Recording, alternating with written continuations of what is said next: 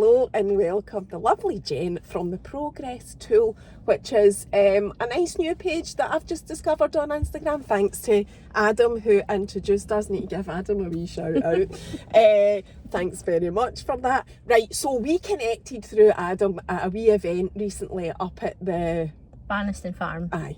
I'm glad you remembered the name of it. And I feel like I clicked with you. Mm-hmm. So did you feel like that? Don't just go. No, I felt exactly the same. On off, aye. So we got chatting and stuff, and I did get to find out just a wee bit about you, and you're here today to share like your story. And I realise so Jen's story is quite deep and hard hitting, and there's some of it, and I just want to say this and put it out there, there is some of it that you can't go into huge amounts of detail because there's other people involved, which is quite common. It's often the place where you can't share a story or the details of it because some of it isn't your story to share, right? And I totally get that. So some of the stuff is really high level, but I think the most important thing that people relate to is the experience and the trauma and just the things that are relevant to you, that happen to you, that you can talk about, how you came out of it. And I know that you're really, because you've just told me, super conscious about not carrying victimhood. So definitely. Jen has now become a therapist, and it is because of your experience, right? Yeah, that's definitely. What separates good therapists from not so good therapists, in my opinion, right? Experience, lived experience means more than anything else. I think that, right? In fact, so when I'm looking for a therapist, and I have spoken to quite a few, that's what I'm looking for. I'm not looking for somebody that knows everything because they read it in a textbook and got through a course or whatever. I'm looking for people that know what it fucking feels like to be either at rock bottom or feel worthless or whatever. Yeah, 100%. So, aye, that's who you are. You've got a story. You've got a story. You're a therapist now, and I know you're really nervous, but it's fine. Anything, as I always say to people, anything you don't want to talk about or you don't want to go into detail of, just say that and we'll move on. Okay, right? I appreciate it. So, right, this is your life, Ken. Where did it all start? Start with childhood. Again, what you can talk about is totally fine. And then we'll just take it from there. Okay. So growing up, it was a bit unfunctional, chaotic. Do you not say dysfunctional? Do you not use that word? Yeah, you do, right. That's exactly it. Dysfunctional. I don't know where the fuck I was going with that. No, I just thought, do you not use that word? Right, dysfunctional, yeah, it was a bit chaotic. There was some love there, but a lot of confusion. So there wasn't really great communication, the way we kind of expressed how we felt. And that confusion for me created a lot of pain, a lot of discomfort, not through anybody's doing, just unfortunately the way that then began kind of making sense of the world and your stuff. Environment. Right. Where are you from? Steps, so North Lanarkshire. Oh, so you are originally, so you're back in Steps now, so that's, right, so you're from North Lanarkshire. Yeah. You've not really got, because I'm North Lanarkshire as well, but you've not really got a North Lanarkshire accent, but you said you ended up in Duke Street. That's right. And I would say that's more what I can hear. More of that, definitely. I've always kind of sounded a wee bit, people always say I'm either too Scottish, talk too fast, or they can't understand what I'm saying.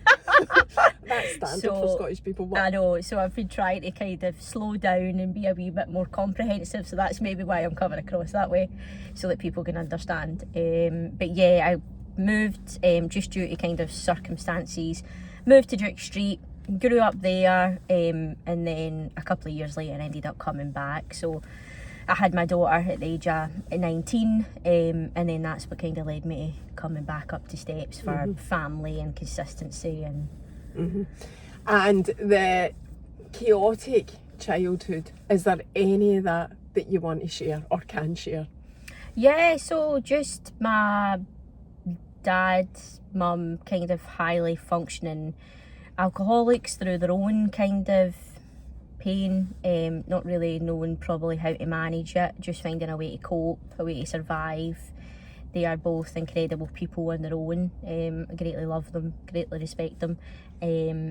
but yet again, just I think what happens is not having the space and understanding at that time, it kind of just was put onto us. Like their stuff was put onto us. And yet again, we've just had to then continue to kind of cope through that. And then just one day my dad didn't actually come home. And I didn't actually realise, it sounds daft now, but I didn't actually realise for years and years later the impact that actively had. I just thought the way I felt was normal. And when I say felt, I felt kind of different, alone.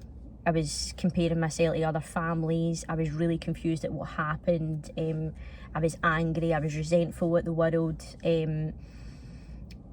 So it just created a lot of conflict in me, and the conflict then started coming out in loads of different behaviours that probably were unhelpful. Like I wasn't really able to sustain kind of friendships. I would lie, and just because I just couldn't articulate or explain how I felt, and I actually couldn't understand it.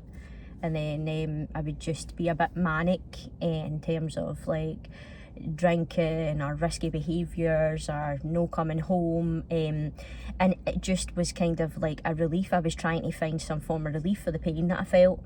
I just couldn't understand, and that went on for years and years and years, and it done loads of damage to myself, other people, situations, and yeah, it was really hard actually at that time. When we moved down to Duke Street, yeah, again, that's when my dad didn't come home. I didn't even realise or know why we were moving house.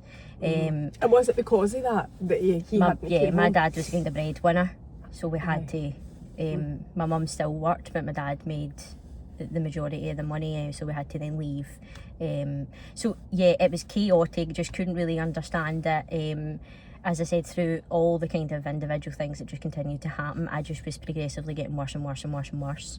And it was never actually recognised, your issues as a child. Do you know? No. I relate to it, so it's like, I don't know if this was the same for you because you're much younger than me, but I feel as a child in central Scotland, North Lanarkshire, it's like children's feelings, mental health, anything to do with a child was really disregarded.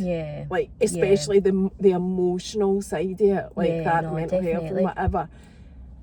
And because it's disregarded for so many years, till you become an adult, I found in my experience, it was, even now at age 50, it's actually really hard to unlearn that level of worthlessness.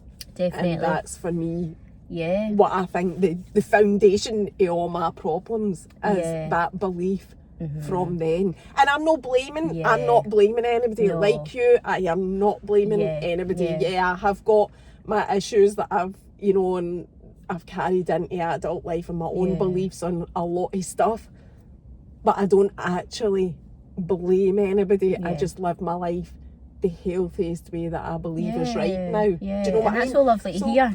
So it's not about me. But do you think that? Now I do. Before I didn't. Before I was like, I can't believe this happened to me. Why did this happen to me? Why do things keep happening to me? Like I was very like pure projecting my shit out into the world. Like just wasn't taking any responsibility. Like I hurt a lot of good friends. I lost a lot of good friends through the process. Just trying to kind of navigate constantly through my shit, and that's the reason why it was really important to me. And thank you for reiterating that. Like I think I kind of lent into that victimhood. I lent into that, and that served me a wee bit. And I mean, served me like, oh well, that justified why I was a dick, or why I was drunk, or why I was a certain way, or why I continue to do the same things. And that took me a lot longer to unlearn, like you said. That took me years to actively be able to lean into that and begin to even challenge it, because I didn't really know who I was. I didn't know who I was at the end of that. I didn't know what I liked.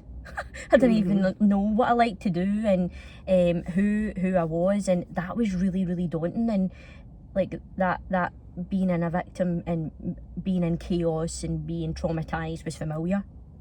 Everything else was unfamiliar, and that's really, really scary, dangerous territory. But it's helpful. Do you find as you get older, and even now, because I always think it is a work in progress the Oh, whole yeah. time. You're never cured, I don't think, of No. those inbuilt, you know, deep fucking rooted issues that Yeah. you've lived your life by for so long. Do you find yourself like feeling those familiar feelings again? Yeah, oh, Sometimes, 100%.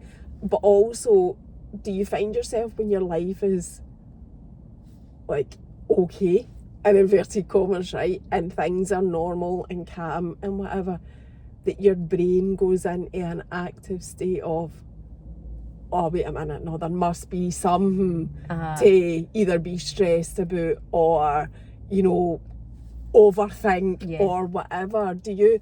Because I struggle with that. Yeah. I struggle to find the calm because I'm Yeah. so used to the actual external chaos. The chaos. Yeah, that's exactly it. So that took me a long time to weed through that and try and find, again, what was helpful and not helpful, because, again, I would start fights if I was in that kind of headspace. And we all have a laugh. We take stuff. No! Just like mentally, arguments, just trying to like get at like a buzz, like a dopamine hit. Like I wanted to kind of, and I always use this analogy, and I know it sounds ridiculous, but it's kind of like, see that movie Fight Club?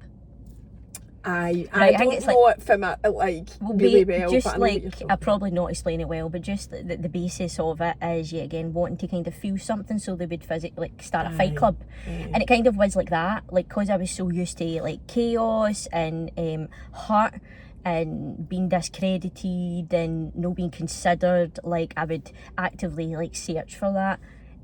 So now being in a kind of stable relationship, it's been one of the hardest things, even though it's something that you craved. Like being in it and trying to manage your own stuff and emotionally being able to make sense of what's happening. And yet again, because I probably didn't have the space to articulate how I felt when I was younger, I find that really hard to do in a relationship now, and that I felt quite embarrassed about that, having to kind of again own up to that, because of, one, my role, but two, just because of my age, and thinking, oh, how did I not learn that? So I kind of found that even through that, I was even going through a bit of a grieving process, like, of the things that I didn't get when I was younger, or and I find that that's so difficult, but trying to find a way to manage it has again kind of set me free, because I get relief from that now. I get relief from the kind of peace and the continuity and just the kind of stabilisation that my partners gave me, like just things being stable and nice and that is a big thing. And, that is a big it's thing. Enlightening. See, I know sometimes I get a wee bit offended if I see a post on social media where people say you don't need a man, right? And it's not about a man specifically, it's just a partner, but because, you know, you should be strong enough to stand, you know, on your own feet and all of that, and that whole independence thing I totally get. But sometimes, right, I get a wee bit offended, because I think, but that actually, as much as I love my partner, probably the same as you, my husband, it's so much more than that. It's so much more than that. And a lot of people don't really talk about it, because it's maybe seen as a weakness, and you're not being a feminist. And I struggle with that, like getting, like, I don't think people really, unless you're in it and you've experienced it and been through that, really understand what a good partner. And I've been married before, so it's not like I don't understand the shit side of you know, a relationship that's no great, but when it's a good relationship, it's, I think, for women, and you've got to watch as well, because there's a lot of male you know, privilege, and it's like getting the balance right, and you can't really talk about that, because then they've got enough privilege as it is. Do you know what I mean? It's so hard. It is so hard. But it's a massive thing to get that from a partner. And I think you're right, it's kind of like parenting yourself. You begin to kind of feel like you're kind of, like, it's helping you actually parent your own self. Like, a lot of this stuff I should have learned years ago. And that's what happens in development, innit? We learned this years ago, and I actually felt like I missed a lot of that because it was so chaotic, and he actually helps me repair. So when you were saying, like, about the deep grained inbuilt core belief or whatever, like, that actually helps me unlearn that, or even just begin to slightly challenge it. I think to be honest, it's unrealistic that we can fully change that. But I know I'm happy that if I can just slightly feel a wee bit different, or be a bit less self-critical, or be like, okay, I say to my daughter all the time, like, we're only human. We're only human, like, it's all right, like, I understand, but I'm going to make the same mistakes as just anybody else. And I think that's taken me so long to get to, because you'll hear loads of things, or seen maybe loads of things online, like, about compassion and kindness, and I've struggled with that so much, because my kind of inner critic, like, the way I spoke to myself was like, it was bad. It was like, to a certain degree, which sounds really sad saying it now, but I kind of felt like I deserved to be punished. So my inner critic was like, it wasn't even self-destruct. Yes, it was like very, very like, oh, I can't even articulate it because of how bad it was. So I never ever thought that that would be possible for me to be like, oh well, I'm only human. Like, it is actually okay. And remember, being okay, I think it's really important for me to say, is being okay isn't me being like, it's okay how I behaved. It's not me being like, that's all right. It's just me being like, I'm willing to take accountability and try and learn through this. And that was quite a big shift, because of, yet again, just growing up in the way sometimes that things were, or even in adolescence, say, like, I would always feel really, really bad if I had made any mistakes. It's weird saying that, because we say to children that it's okay to make mistakes and that, but it wasn't like that. It was chaotic. Like, people didn't know how to manage themselves. So when I made a mistake, it would be really, really, really bad. It would be really, really bad.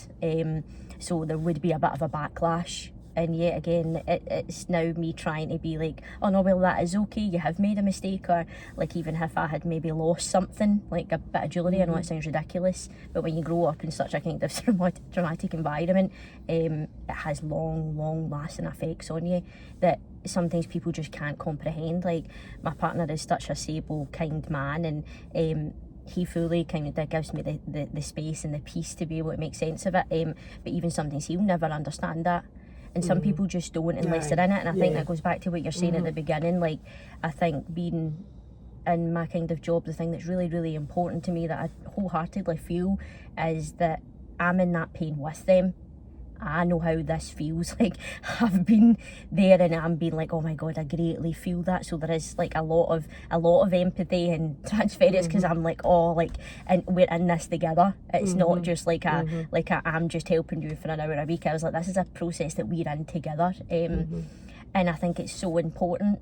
I think it's so important to feel it, and I think that's kind of what that led me in to be and give. So you were saying that, although, albeit you have experienced a lot of these things, it's no, you hate the whole victimhood thing. You hate like, oh, you know, I'm a victim, so therefore I'm a therapist. It's just that you relate to it and you understand it. What did, and we've not even come on to the part that also massively contributed to this, but when did you actually decide that fixing yourself was part of wanting to help fix other people? Yeah. So that's a good question. So what kind of happened throughout that chaotic journey was that my partner at the time, when we were younger, he was murdered, and I was 4 months pregnant at the time. And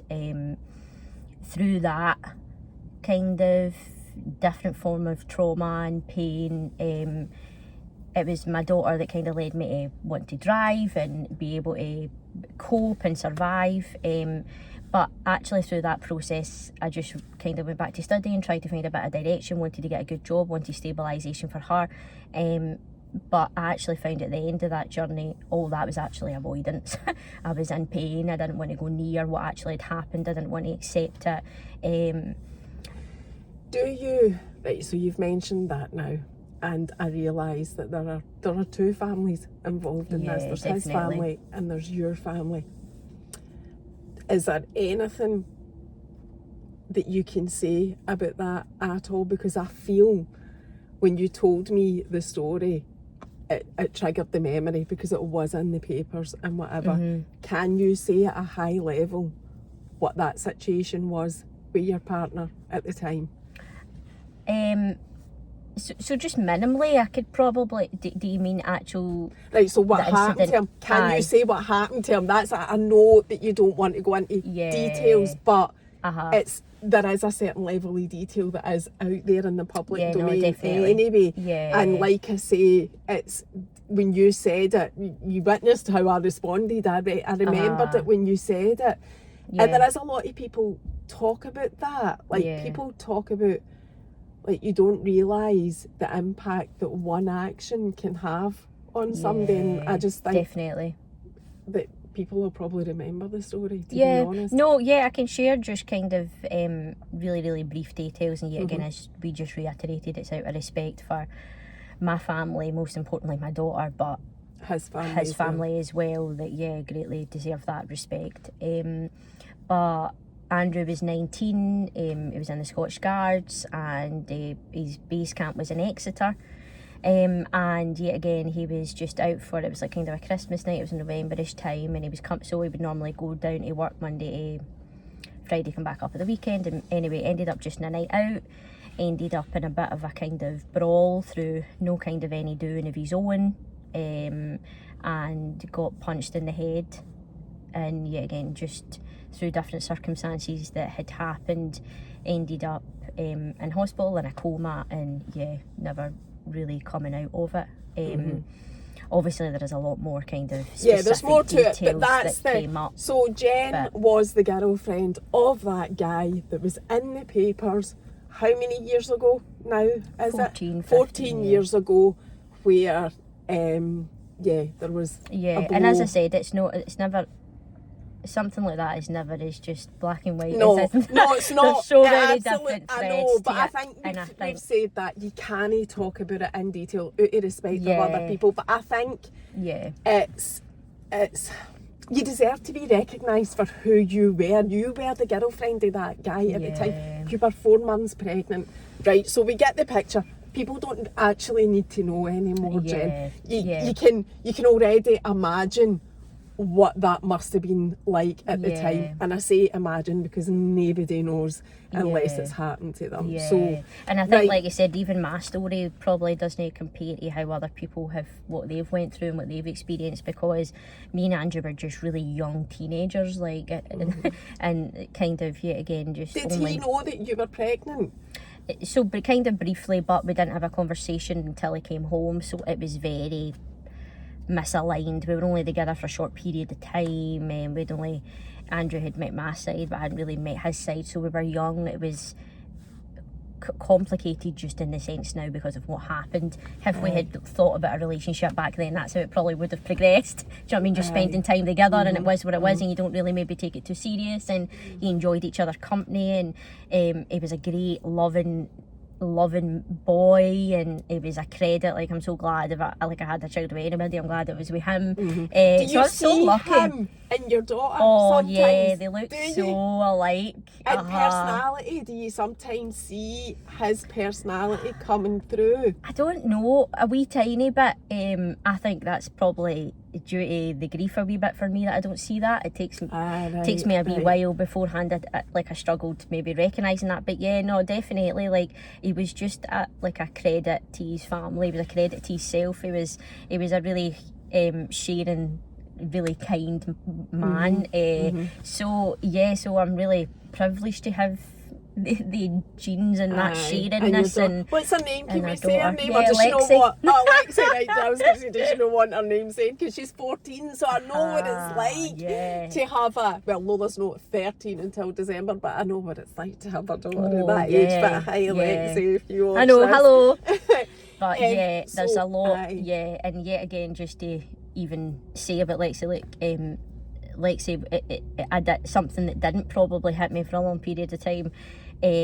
Was that I used to always keep talking about Andrew. When Andrew died, we got like a star. So I would say to Lexi, your dad's always with you. You can look up anywhere you are in the world and just talk to him. Like, have you always said that? Always spoke about it. Life, so she's known. Yeah, she's always known, and that. But just being on her own journey as well. Like, I think she's probably starting to kind of ask questions and grieve and be at that age. And that definitely brings a lot up. So I think when you're saying there, when I was saying there about the kind of personality and seeing the similarities, like it is a kind of constant journey, and anybody that's maybe been through like kind of a traumatic grief, it can be there continuously. Now I feel like now I have properly grieved for Andrew, but that took me, I think, maybe about 11 grieve at the years. time. How did you, I never asked you this, and if you don't want to say it, it's fine, but how did you find out that this had happened to him? Did you get a phone call? What was that like? So it was how I actually met Andrew was through an old friend. She was going out with somebody, and they were friends, so we met at a party, and I actually found out through her the way that kind of things had felt. It's quite a messy, complicated kind of thing, and then I spoke to his mum and dad, and they confirmed it. So you just heard, actually? Yeah. And I can't remember anything. Like, I think that's when I reflect back, I can't really remember specific details or anything. Still, I can't really understand. That's probably obviously the trauma and how it's affected how I see it. But or I probably just don't want to go near it. But yeah, I can't really remember loads of things that specifically happened. Right, and I think that's understandable. Like at 19, again, I can only imagine what that was like. So Andrew knew you were pregnant before he died. Yeah. Did his mum and dad, did your pal, did anybody else know? No? Yeah, like my cousin, because he was my best friend, and one of my other friends, and my mum, because I thought something was seriously, this sounds ridiculous now in hindsight, I thought something was seriously wrong with me, because I didn't know I was pregnant. So I was like, oh my God, I'm dying, like something's happening, I've got something wrong with me. And yeah, so my mum had knew, and then what actually happened is, because obviously Andrew died after that, then we went up and shared with his family that, so it was a very chaotic, conflicting time for everybody around that time, because I can never imagine now having my own child what it would be like to lose a child. And I think it's kind of like what you said earlier, like I don't think anybody could ever understand that unless they've actively been through it. So I could never imagine how his parents felt, and that's the reason why I don't want to go into any kind of detail, like, because they deserve so much respect for what they've experienced, and it's a painful thing. It's painful, and so I can imagine how painful it must be for them, because my pain must not even touch the sides in comparison to them. So what did you do? So I'm just trying to piece it all together, right? So this is all part of your journey though, and that situation happening contributed to you wakening up, if that is the right terminology. That was it. To the fact that you had a lot of shit to address and deal with and whatever. How many years later was it when you did? Was there something that happened? Was there something that tipped you over the edge? I mean, as if that wasn't enough to tip you over the edge. Was there something? Yeah, so I went back and studied, ended up in What were you studying? job. What were you doing all the this whole time? So I was quite really chaotic. So literally I had Lexi in July, I went back in August, done more hires. Were you at school? No, you went to college. I went to then? college, sorry. Right, okay. So I left in 4th year, had minimal standard grades, but just didn't really have any direction, just worked loads of different places. Yet again, was just always kind of like, I didn't really know where to go, didn't find my place, didn't find what I was good at. And anyway, then when I had Lexi, that gave me a bit of a sense of direction, like I want to have something half decent, substantial for her. So I just kind of went back, had to go back and do like a HNC, HND. I done like more hires, and then that got me into second year in university. Then went on to university, and then tried to do different kind of masters and postgrads and diplomas, and I did training and I did night school, and it was a shift. Like, one of my friends always just makes a laugh that I'm always in kind of some sort of fucking studying. And it's been a journey, and I finally got to where I wanted to. What were you doing? Were you working for the NHS the whole time? No, so I worked in loads of different things. I actually worked in an incredible third sector charity just when I first kind of graduated and stuff, and it was called One Parent Family Scotland, and it's a credit. I loved them, and I think it was close to my heart because of obviously what I had experienced in terms of being a single parent, and actually being able to give back was like enlightening. And anyway, so I worked there. I went to different forms and different agencies, and then ended up in private healthcare, which I'm in now, and got to kind of where I wanted to, and still realised that I was really, really, really unhappy. I thought once I had got there, once I had proved myself, once I had got the good job, once I had got the good title, once I could afford things, that everything would be fine. And it's ridiculous because I was studying psychology. I should have known a wee bit better, but I wasn't fine. I was far from it. I didn't realise how traumatised, how unhappy I was. I was just very detached from things. I was still probably drinking way too much, totally binge eating, just still couldn't. And that's what I mean, on the outset everything looked fine and I had done well and I had achieved it, and people were like, what are you talking about? Like, you've got there now, like what's happening? And I just realised I had never actually managed any of it. And it's funny. So you'd done all of that, you'd got the qualification. So this is much later. Years later. You were going to say so I interrupted you. traumatised. It was funny. But yeah, just after all that period of time, I realised I wasn't there, and it was quite funny because I said to my mum, "Oh, maybe I think maybe need to go to therapy." And right therapy came out, and I was like, "That's pish." That is pish. I didn't even know what she was talking about. No for me. And I went back and just did different studying. And Did you go back to the same person? No. Right, That's so really important. I know, so that's key about that, because we've just said that as well before recording. Therapists are 10 a penny, sadly, right? That's the facts. And I always think when somebody says, I tried therapy and it was crap and whatever, I have been there. I have also tried therapy with people that I just didn't click with. So I think it's really important to say that you need to find the right person for you. Yeah, it is like trial and error. Like the biggest thing is that relationship that you have, because you need to feel okay to talk to anybody. But that takes trial and error to find your person, doesn't it? And I would urge anybody to like don't settle. Like trial and error, because like you said, there's a lot of really amazing people that are trained out there. It's just finding that person for you. And I came away from that therapy and was like, I'm not doing it. Tried to manage my own stuff again, and then I was really interested in neuropsychology because of what happened to Andrew and his brain being impacted.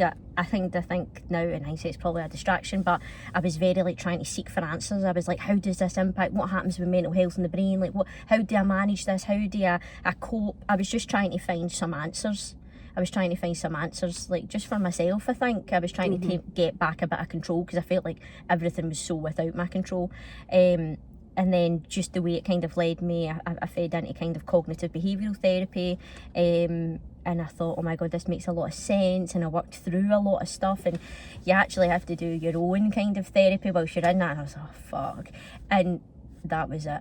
I found kind of something that I felt connected to, aligned with, and I was finding some fragments of myself, and I thought, oh my god. And remember, when you don't ever really truly know yourself and you've been that traumatised for yourself, it's kind of enlightening. It feels yet again that this is the purpose in life, like this is what life's meant to be. Like I realised I was in survival, and I mean sheer survival for years, like years and years and years and years, and the damage that done to myself, as I said, and others, and the harm just that I would put myself in. Like, see, just having that slight glimmer of connect, I'm like, oh my god, like it changed the game. So that's like what you were saying about like what happened, like, and you would think that unfortunately it would take something like kind of Andrew or what I had experienced or my past, and it just never, and it just never hit. It was just that point where I thought I could live again, I could be happy again, I could be okay,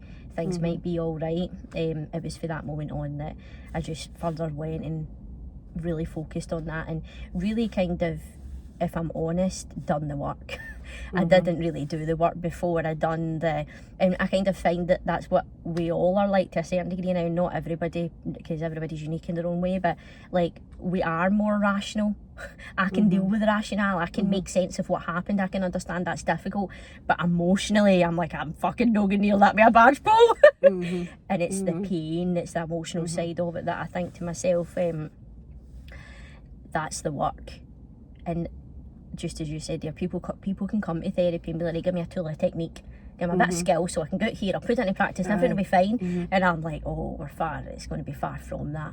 It's the emotion, it's the pain that keeps this going, isn't it? It's about how you feel about yourself, it's about when you feel triggered, what happens, and I had to do the work, I had to lean into that, and I was in pain. How did you recognise it? How did you recognise that you needed help? Was it a depressive state, scenario, period, whatever, or like how do you know? Yeah. And I'm saying, like, I have done it, so it's no, I'm not asking for me. I'm asking for in general. How would somebody know? Is it just that feeling of I'm not coping? Or what is it? How did you know? It's kind of like when you mentioned about kind of rock bottom. Rock bottom's never your rock bottom. There's about fucking 4 layers under it. I'm actually hesitant to say rock bottom because I think rock bottom is you're not here anymore. That's rock bottom, right? But if you stay just above that, you're actually at rock bottom. Yeah. So there was many different kind of things. I think you're right. I was probably hopeless, like a wee bit hopeless. I had no sense of direction, not like kind of slightly suicidal, but didn't have a plan, but just felt like completely hopeless, even though I had my daughter, even though I had my family, even though I had achieved all that I had achieved so far. Like kind of, it was just like, this is painful, like there isn't any outcome. Like I've done the studying and it's no enough, I've talked to people and it's no enough. It kind of was the level of hopelessness that I thought to myself that I don't have any kind of sense of drive, grit, determination. I had nothing left to kind of give. And yeah, I just felt like completely detached, yes. I don't know if I've explained that well, but... no, I think you have. Do you think that your experience studying psychology and all the textbook stuff that you did was enough information to tell you, like, were you aware, I should be feeling better than this, I shouldn't be feeling this shite, this is why I know that I need help? I think you're completely right. I think that does feed into it. I think that's what I was meaning earlier by rational. Like, I've done all the things that I thought would get me there. Like, I'm able to sustain things now, I make good money, everything's okay, like I'm connected to others, like, and just nothing was enough. And I was just so deeply unhappy. I was so deeply unhappy, and I was absolutely riddled with guilt because feeling that way and having my daughter. God, even makes me emotional thinking about that, because I thought to myself, like, she saved me, she gave me a sense of life that I never could have imagined. Like, she gives, like, so having that and not being able to feel okay, happy, the guilt was unbelievable. The level of shame I felt just for being able to even maybe think that I would be hopeless, like, that ate me alive. And it was at that point, like, it ate me alive that much that I was like, okay, something else needs to kind of give and take. And I think you're completely right what you said earlier. Like, this is a long journey. It's not just technically being in therapy for a short period of time. Like, there was loads of other things I had to do, like look at my family, change things at home. I stopped drinking just because I had to try and be in the right headspace. Like, loads and loads of other environmental things that I had to implement. And yet again, I've been on so many different retreats, different therapies. I have continued to be in that, and it's just like all through that I found yet again what helped, what didn't. And it gave me enough to actually be able to sustain things. And I think that's what it's about. And I don't know if that's helpful or even optimistic to hear, but I think it's just about kind of the wee slight glimmers and the maintenance now, and knowing where I'm at is just enough to give me that happiness. Whereas I think people have such a high expectation now, like, of coming and what you get and what it might be like, and sometimes it is going to still be the down, but it's about what we do with it. I think that's what's different. And I think, I don't know if this is how you would describe it, but as we've said already, you don't completely lose it. And you've said that you're a therapist, you don't completely lose those inbuilt feelings, Yeah. or, you know, that if you just, you're being too hard on yourself to think, oh, I'll go to therapy and I'll completely lose all of that forever. But it's just about being able to live with it, manage it, cope and operate. So these feelings are probably somewhere like here, and all you're doing is, and it sounds like you're by me saying that, masking it, but it's not about masking it either. It's coping. It's being able to get yourself to here so that they're down here and you're able to manage your life and cope and get on as normal as can be up here with all the things that are going to help you. And there isn't a specified thing. No. Like, this will help you. You can't. It's that, like, you've got to find what it is that's going to help you. And you know, as much as I hate to say it, and it took me years to realise this as well, fucking nobody is coming to save you. No. That is the other thing. You need to, if you want to save yourself, you need to do it yourself. 100%, yeah. And like, as I said, I found that was the hardest and most difficult transition for me, because I was in victim mode. So I was like, oh, well, this is justified.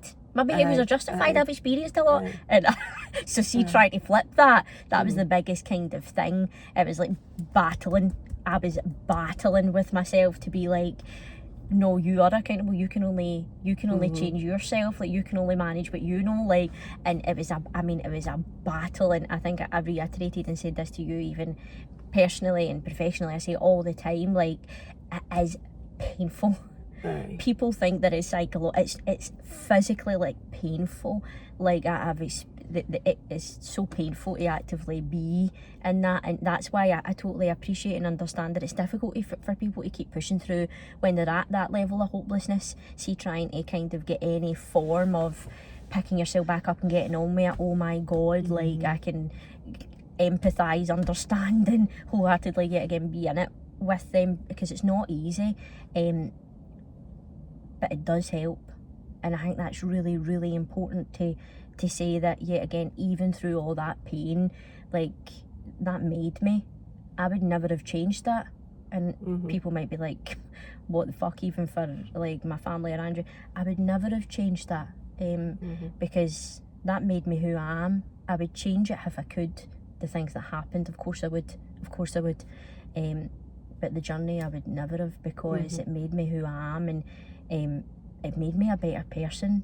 It made me a better person to be able to understand people and connect. And people, they always hear that in any kind of like professional field like this, like helping and supporting and doing all that kind of thing, that yet again, it's just one person you're hoping to help, because that has a knock-on effect, doesn't it? Like, that one person then has a better family, and that one person goes on to be able to look after their children, and their children then go on to look after their children, and it's a great privilege. So I'm so privileged to be in that space with people, because I know how hard it is to share your story. Like, I know how hard it is. So see, when they're in that room with me and we're talking, oh, it's such a privilege. Like, and that is healing. That's healed me. That is wholeheartedly healed me to be okay. And I never thought I would say that. I never thought I would be in the space to even feel that. Before, it was yet again just faking it till we make it, or I just masked it, or I was okay Monday to Friday because I was busy. Then at the weekend I would be like, this is brutal, like, is this still what's going on? And the older you get as well, I feel for me, the harder it kind of gets, because you lose a bit of tolerance to things, because you've been chipping away at it for such a long period of time. And what I would say to people yet again is that it just is like, one day you wake up and it's a wee bit better, and it's not 100% better, but that even 0.5, that wee pivot, that wee subtle shift, I think this was it. This is okay. But it is sometimes a bit of a constant kind of battle, but it's about finding the right fit for you. And I think once you find the right fit, that's like anything, isn't it? It's like if you're on medication, you need to find the right kind of medication that aligns with you. Or if you're like vitamin deficient, you need to be like, I need to be vitamin D today. It's just like that. And I think, yeah, again, I mentioned therapy earlier, but one of the things that definitely helped me was EMDR. and EMDR was... Do you do that? Yeah. Yes, because we So, talked about that before. So it is a bit jargon, That's the word, but but it means eye movement. Desensitisation and reprocessing. So you kind of, what the kind of crux of that is yet again that you process kind of traumatic memories. So remember, I was saying I can't really remember a lot that happened. I can't remember a lot that happened in my childhood either. And yet again, that's just your brain kind of shutting off to protect you. And because you're quite scared of it, it shuts off because it thinks something bad's going to happen. In EMDR, what we do is create a sense of kind of safety, and then you can process it, which you feel a wee bit better in. And that was enlightening for me, because everybody has experienced maybe some form of trauma, but everybody experiences it differently. So the only way I can explain that is that, imagine you have a family of siblings, so there's 3 siblings. They live in the same household but have experienced that completely different. All their experiences are different, but they live in the same household. So you think, oh, why? Because they should have felt the same. But they don't they not? They take on different roles and different people in different places. And yet again, for me, like, I have a sister and we experienced that very different.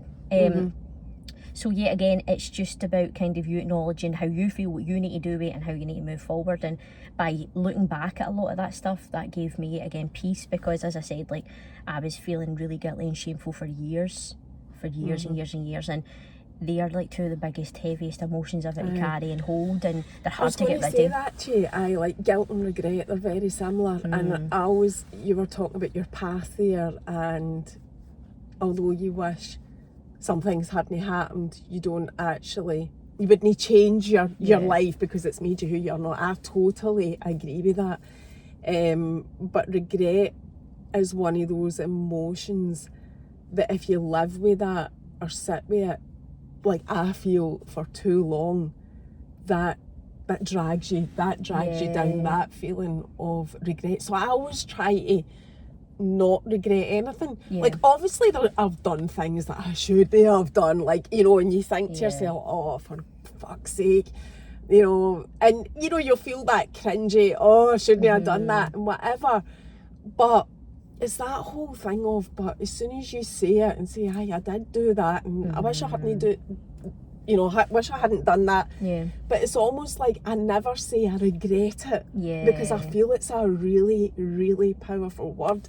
Don't regret it. Just, it's fine to say, I wish I hadn't done that, I'd done this, I wish I hadn't done it, but it then becomes part of your journey. Like, you're holding, it's almost like that whole surrendering, to the universe or whatever it is that you believe in, and going, no, I did do that. And I'm not lying about it, and it is, that did happen, and that's why I'm or part of why I'm who I am. Do you know what I mean? Like, regret, I find regret a really, like, it's a bad word for me. Like, it just... And you're right, it can shape you and impact you, can't it? Like, can continue to do that, even just that subtly using that word, isn't it? Because with shame, how I feel kind of, well, what's kind of helped me, and loads of people you've maybe seen this, but what kind of helps me is I just think to myself, the way I kind of talk to myself when I feel shameful, I think, would I ever say that to Lexi?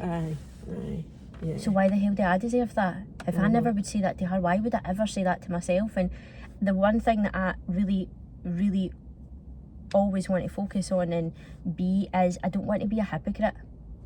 I don't want to be a hypocrite. I don't want to say to the people that I work with or my daughter that everything's alright and blah blah blah, but not actually doing the stuff myself. And I think that's really important. I think that's really important. What is the stuff? Because we've got 10 minutes, right? Okay. So the stuff, let's talk about the stuff. Because I always think that's such a kind of mamby-pamby like thing. People talk about the stuff. You need to do the work. You need to go.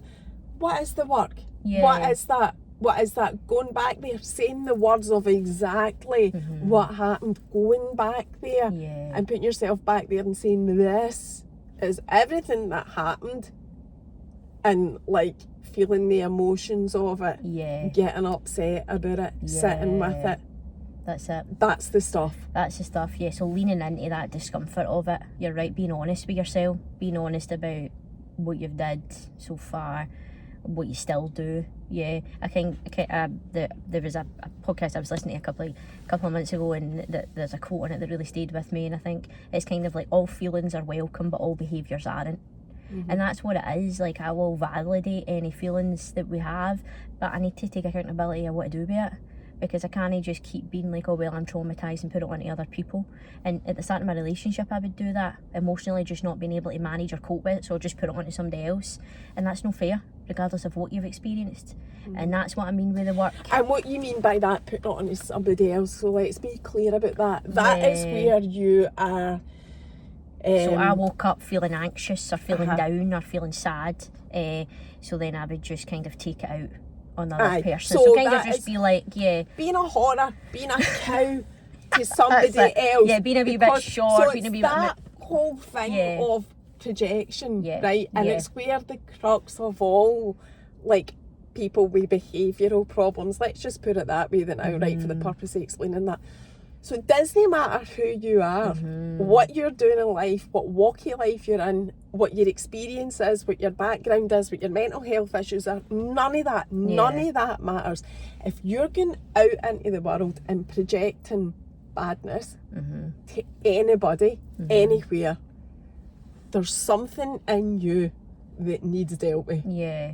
And I think, like you said, like, remember Is I that mentioned, the case? yeah, that's total. Yeah, and I think, like we said about being human, like, it's no that I catch this every time, it's that what I do when I catch it. So for instance, if I wake up and I'm a bit of a dick, I'd be like I'm sorry, like I just had X, Y and Z. Do you know what I mean? I'm going to go and maybe look after myself, I'm going to go and do a walk, I'm going to go and journal. Like, it's about what you do with it. Do you know what I mean? It doesn't mean that you need to catch it every time. I think that's unrealistic, innit? But it's just about being like holding yourself up. Yeah. It's about holding it up and just holding yourself accountable so that then you can move forward. Like, that consideration, yet again, is a lot more healing than you trying to catch it all the time, because it can be really difficult depending on what we've even talked about, like how you've grew up. Like, but it's just about trying to catch it as many times as you can. And I think that's where it's probably, hopefully, I hope, realistic. Whereas, yet again, I don't catch it every time. I could wake up and be anxious, I could get a bit of road rage, I could be raging, I could do X. But it's about what I do with that. And that's what's that kind of subtle mindset shift has been really helpful for me, because yet again, a lot of the stuff is still there, but it's just about, yet again, how I acknowledge it and what I do with it. I don't ever think that it's solely going to leave, because it's a big part of my journey. It's a big part of me. It doesn't always necessarily need to be a negative. It's just about, yet again, what I do with it when it comes up. So acknowledging. Do you still go to therapy yourself? Yeah, well, yeah, so I go to supervision, which helps with my own clients, but then I do personally a bit of therapy, to just continue working through a couple of things that I felt I needed to. So I stopped for a wee while and then went back, and I think that's what it's about. It's just about acknowledging. So maybe if I felt like I was getting a wee bit stressed or heightened or not coping again, or it normally happens when a change occurs, doesn't it? So like when anything changes in your life, that's when I went back and worked through it. So yes, I'm in my own therapy, then I'm doing EMDR. Yeah. So somebody's giving you EMDR, because that's, so you're now a complete, like, believer, if that's the right word, in the whole, those alternative therapies of EMDR, which is the eye movement thing, which is probably one of the only ones I haven't done, but the whole CBT as well. What else? So you have DBT, which is dialectal behavioural therapy. That's actually the treatment for EUPD, so personality disorder. All right. So bipolar, that kind of thing. DBT is really good for any form of support. I've done a wee bit of that. So what does that stand for? Dialectal behavioural therapy. So you've said that, for the bipolar, sorry. But that's kind of helpful for anybody, I believe, because the kind of treatment looks at how you manage emotions when you're really distressed, how you build tolerance, and working with, it's called interpersonal relationships. All that kind of means is like building relationships. So like, imagine if somebody can't make sense of how they feel. Sometimes they might come across quite arrogant, or they might come across like they just care about themselves. Sometimes it isn't that, it's just that they can't understand it, so they go inward and they begin to question things, and that, and the other person will be like, you're no empathic at all, like you're no able. So it affects relationships and stuff. So that's helpful. But then there is loads of different things. We have CFT, it's a wee bit of stuff that I've done there, which is just compassion focused therapy. I really struggled with that one. I really struggled with that one because it's not that I don't like being positive, I prefer kind of being more realistic. See, there and is I think there can be a bit of a fine line between being real and toxic positivity, because toxic positivity is exactly that, toxic. Yeah. So Yeah. you need to be careful. So there's a fine line, and there's something called kind of that I preach and practice quite a lot, and it's called radical acceptance. And radical acceptance is not me saying that this is okay what I've experienced. As I said earlier on, like it's not okay. It's not approval. It's not compassion. It's just me being realistic with what I've experienced, and being able to kind of own that. And that's really, really, really difficult. So that's what that's called, radical acceptance. Yeah. So that's actually a instead DBT of tool, but so is that like in place of regret? you could say, well, you could say it just is kind of yet again you trying to own your own stuff. It's about being realistic, even though that's really difficult. So, for instance, if somebody had been through sexual abuse or anything along the lines, that's quite difficult to say that you need to accept that when you've not done anything wrong that's happened to you. But the point in the radical acceptance is it's about giving yourself back ownership.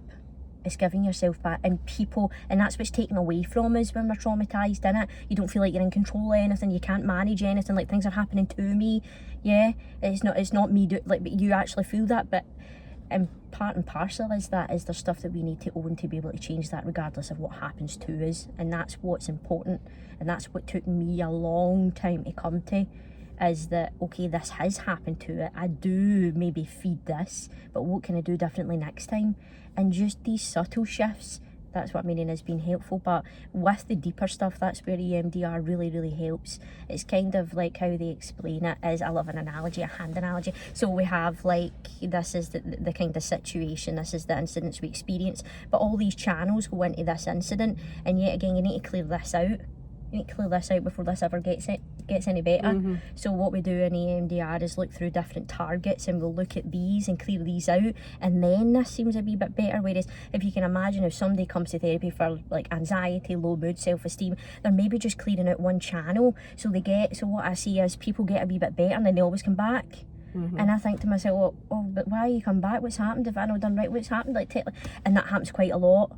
Because I work in a psychiatric hospital too, and we have inpatients, and couple of years and then come back, and I'm like, what's happening, why is that? And I would see this pattern quite a lot, and that's what made me start my own company, and because I kept seeing these patterns, and I was like, what's happening? Like, I'm unsure, like, is there different things? And that's not me saying that you just come to therapy once and then you're fine, just to highlight that. It's not, I'm just, because as I've just said, things happen. But I'm for the reason that they're back. Yeah. So what's these patterns that keep coming up, and how can we? And it was like, if we could clear these really out, if we could clear all these out, then they have a longer chance at sustaining. And before coming back. That's it. Yeah. And that's what helped for me as I began clearing everything out. And we see the things that we think traumatises. It's normally not them. It's the other things. And you don't ever really realise that until you start doing any form of trauma work, that you think, oh fuck, I really thought it was that situation, and it's not. And that's what I mean by everybody experiences trauma differently. But if we think, it's due to this car accident, or due to this X, Y, and Z, or due to my family, it might not be. And that's what can be quite enlightening by doing the work together, because it's been really helpful for me to identify, I didn't really acknowledge how that made me feel. And just by doing that and giving yourself that validation and consideration, I automatically felt better. So then I felt a wee bit better in myself. I felt a wee bit better to navigate in the world, to parent, to be okay. And that's what created that shift. But there is so many different modalities, like we talked about, like CBT, CFT, X, Y, and Z, all the jargons that come with it. I think, like you said, it is about finding what works for you, and that's really, really important. So even if people come to me and I don't think EMDR is helpful, like I know somebody great that can do DBT, let's do that first and then we'll do this, or let's do a bit of CBT and stuff, or grounding, before we even look at the trauma. So you just need to get somebody that is knowledgeable about it, and there's loads of great practitioners out there. It's just about finding the right fit for you, whereas you can feel hopeless. The right practice and the right person. Totally. Key. Two right, keys. So just to finish then. Yep. You work as a what are you? Yeah, so I work not in your the business. hospital. You work in a private That's right. hospital. I work in a private hospital as a clinical lead. So that really just is managing all the kind of clinical care. So I have for psychology. Yeah. Right. You don't even really need to go into that unless you want to. No, do you want to go? No. Right. So that is what you do. In terms of being an employer, that's right. on one side of what you do, and then on the other side, and that will be the page that is tagged here. you do the progress tool. That's right. Which offers all the therapy that you That you do in your job, or know from your job, or your expertise and whatever, privately as your own business. That's right. Yeah. So people can reach out or contact you on that page. Yeah. Mm-hmm. Is there anything else you want to say about that? Just in the page, so I do one-to-ones, I do groups, and I also do like bespoke packages for corporate companies. So I go in and teach kind of mental health to corporate companies, or I'm trying to educate people more so on trauma symptoms. And now that doesn't need to be a corporate company, that can be any business. See, if you just feel that you've got a team of 5 and you want to build awareness, I just go in and still would give you bespoke information around that too. So there is loads of different alternatives. Things that but you're open to receiving messages and having conversations with people, mm-hmm. you know, and even if you just need a bit of guidance, as we said, about getting the right fit. Like, I do kind of assessments, so even if they just want to come and have a chat, but then I can say, X, Y, and Z, or refer, or so any really guidance that I can be to anybody. As I said, it's a great privilege to be able to do so. But no, I'm more than open to receive anything. Yeah. Fabulous. Thank you so much for sharing Thank you. so much with us. I always love these types of chats. So it's my privilege, and I totally related to what you said about like being in that position of listening to people's stories and hearing it and whatever. I'm not you and I'm not a therapist, but I totally related to that just with like what I do here. Thank you for your time. I greatly appreciate it. Oh, thanks. Right, we'll see you next time. See you next. See you later. Thank Cheerio. you. Bye.